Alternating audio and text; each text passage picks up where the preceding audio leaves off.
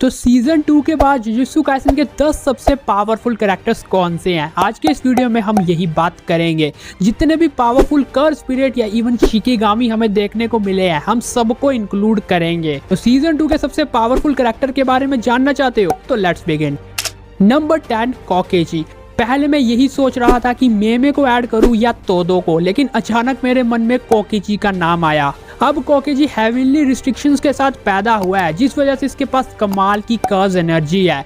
कोकेजी अपनी inner technique की help से पपेट मैनिपुलेशन यूज कर सकता है एंड बहुत से पपेट्स बना सकता है, यानी मेकामारू। बट कोकेजी इस लिस्ट पे इसीलिए है क्योंकि इसने 17 साल 5 महीने और 6 दिन तक अपनी कर्ज एनर्जी बचा के रखी थी, और लास्ट में इसका अल्टीमेट मेकामारू सामने आता है जो माहितो तक को टक्कर दे रहा था। अल्ट्रा कैनल या मिरेकल कैनल जैसे मूव्स को यूज कर पाता है, और लास्टली इसके पास सिंपल डोमेन भी है जिसको ये डिफेंस के रूप में यूज कर सकता है। Number 9 dragon.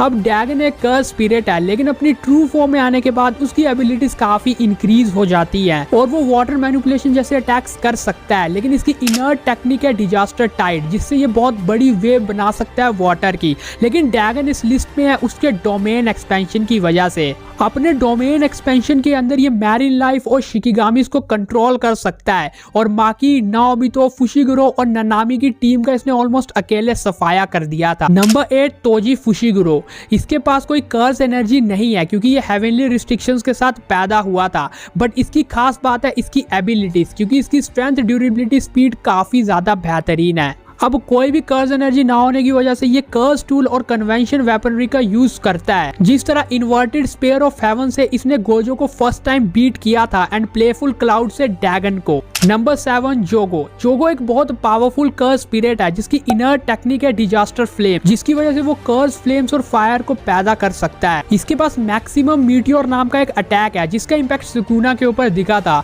केंजाकू ने भी ये बात कह रखी है कि इसके पास सुकुना की 9-10 उंगलियों की पावर है। और लास्टली इसका domain expansion coffin of the iron mountain, जिसके अंदर आप वोल्केनो के अंदर चले जाओगे और एक एवरेज सोर्सरर तो सिर्फ इसकी हीट से मर जाएगा। नंबर 6 सुगुरु गेतो। ध्यान रखना मैं केंजाकू की बात नहीं कर रहा, मैं ओरिजिनल गेतो की बात कर रहा हूँ, जिसकी इनर टेक्निक है कर्ज स्पिरिट मैनिपुलेशन। ये डिफरेंट टाइप की कर्ज स्पिरिट्स को एब्जॉर्ब कर सकता है एंड उनको बाहर निकाल के यूज कर सकता है। अपनी स्पेशल एबिलिटी उजुमाकी की हेल्प से ये उनकी पावर्स को ही जस्ट यूज कर सकता है। और नाइट परेड के पहले इसके पास 6462 कर्ज स्पिरिट्स थी। नंबर 5 माहितो।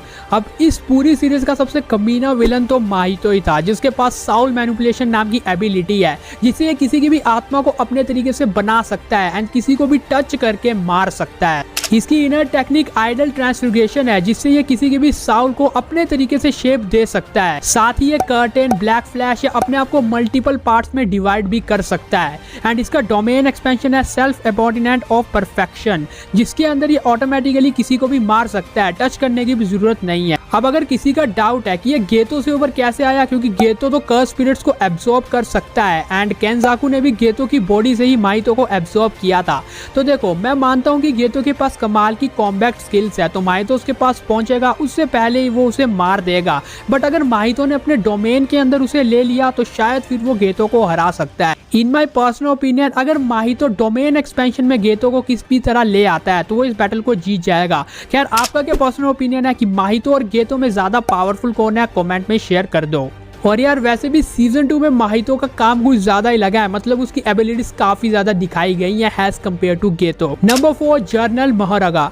मोहरगा जेनिन क्लैन का सबसे पावरफुल शिकिगामी है, जिसका यूजर अगर इसे बुलाए तो पहले वो यूजर को मारेगा फिर अपने अपोनेंट को। इसकी पावर्स डिपेंड करती है इसके व्हील के ऊपर। जब भी ये पहिया घूमता है तो ये अपने अपोनेंट के ऑफेंसिव या डिफेंसिव सारे अटैक्स को भांप लेता है और फिर उसी के अकॉर्डिंग बैटल करता है, क्योंकि इसकी फिजिकल स्ट्रेंथ काफी ज्यादा स्ट्रॉन्ग है। और इसीलिए सुकुना को भी अपने डोमेन एक्सपेंशन की जरूरत पड़ी थी इसे बीट करने के लिए। इसने जोगो से भी तगड़ी फाइट दी थी सुकुना को। खैर, लास्टली टॉप 3 की बात करते हैं, बट उससे पहले कुछ स्पेशल मेंशंस। यूकी, यूता और उराउमे।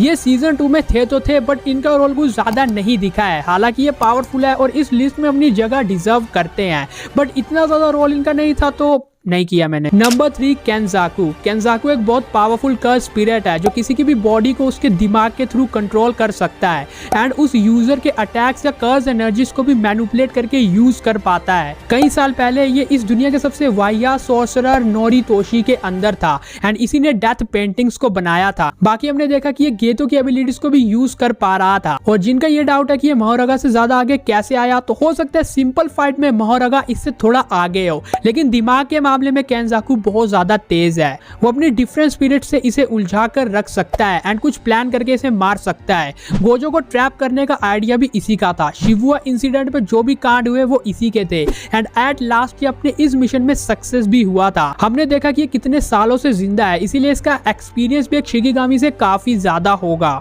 Number 2 Ryomen Sukuna. Sukuna king of curses है, इसीलिए वो सबसे पावरफुल कर्स है और अगर उसके पास उसकी 20 की 20 उंगली आ जाए तो उसे रोकना नियरली इम्पॉसिबल है। उसके पास इतने ज्यादा अटैक्स है कि आप सोच ही नहीं सकते। लेकिन उसकी इनर टेक्निक है इनविजिबल स्लैशेस, जिससे वो एक ही सेकंड में किसी का भी बैंड बजा सकता है। इसके अलावा fire manipulation, flames, reverse curse technique जैसी एबिलिटीज भी सुकुना के पास है। लेकिन इसका डोमेन एक्सपेंशन, मेलवेलेंट श्राइन या किचन बहुत ज्यादा स्ट्रॉन्ग है क्योंकि वो रियल वर्ल्ड में बनने वाला डोमेन है जो 200 मीटर के एरिया में सब कुछ डिस्ट्रॉय कर सकता है। अब नंबर 1 की बात करते हैं जो कि तुम लोगों ने ऑलरेडी गेस कर लिया होगा, यानी सातोरू गोजो। अब गोजो जितना पॉपुलर है उतना ही पावरफुल है क्योंकि ये 6 आंखों के साथ पैदा हुआ था। 6 आइज टेक्निक की वजह से इसके पास लिमिटलेस टेक्निक है। पहली इन्फिनिटी जो इसे हर टाइप के अटैक से बचाती है, अब कोई भी अटैक इसके ऊपर कर लो इसे टच भी नहीं होने वाला। Second curse technique lapse blue, जिसे ये मैक्सिमम आउटपुट ब्लू की तरह भी यूज कर सकता है एंड अपने आने वाले किसी को भी डिस्ट्रॉय कर सकता है।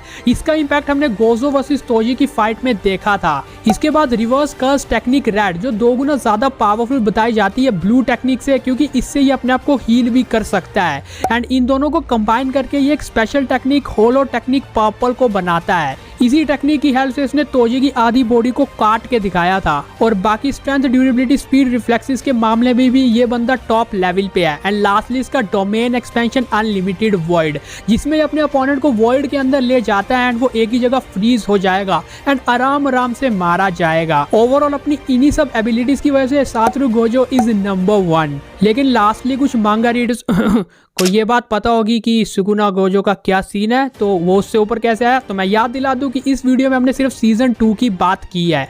एनीवे सीजन 2 के top 10 powerful characters from jujutsu Kaisen यही थे। अगर मुझसे कोई पावरफुल कैरेक्टर मिस हो गया है तो आप मुझे कमेंट में बता सकते हैं। आपकी पर्सनल लिस्ट क्या है वो भी कमेंट में जरूर शेयर कर देना। नए वीडियोस की टॉपिक सजेस्ट करते रहो and thanks for watching this video.